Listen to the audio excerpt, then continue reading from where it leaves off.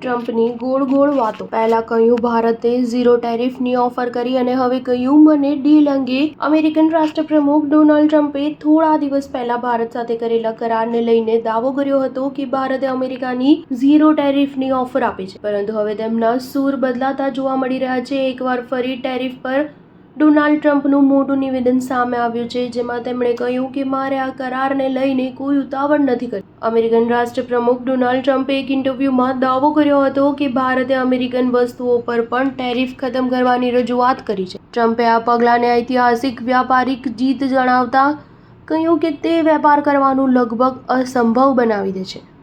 શું તમે જાણો છો કે તે અમેરિકા માટે પોતાના ટેરિફમાં 100% કાપ આપવા તૈયાર છે?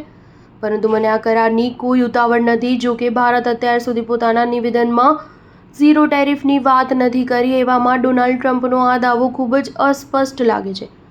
ઝીરો ટેરિફનો દાવો કર્યા છતાં ટ્રમ્પને આ કરારની ઉતાવળ નથી. તેમણે કહ્યું કે કોઈ પણ કરારને ઔપચારિક રૂપ આપવાની ઉતાવળ નથી, પરંતુ આ કરાર જલ્દી થશે. દરેક અમારી સાથે કરાર કરવા ઈચ્છે છે. બાકી દેશો સાથે પણ કરાર ખૂબ નજીકના સમયમાં કરવામાં આવશે.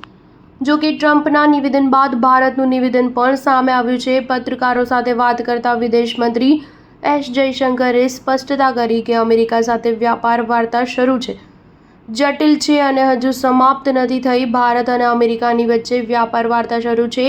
જ્યાં સુધી બધું નક્કી ન થાય ત્યાં સુધી કંઈ નક્કી નથી હોતું. કોઈ પણ વ્યાપાર કરાર પરસ્પર લાભદાયી હોવો જોઈએ. તે બંને દેશો માટે કારગર હોવો જોઈએ. જ્યાં સુધી એવું ન થાય ત્યાં સુધી તેના પર કોઈ પણ નિર્ણય લેવો ઉતાવળ હશે. સ્ટાર ન્યૂઝ 7 હંમેશા સચ્ચાઈની સાથે.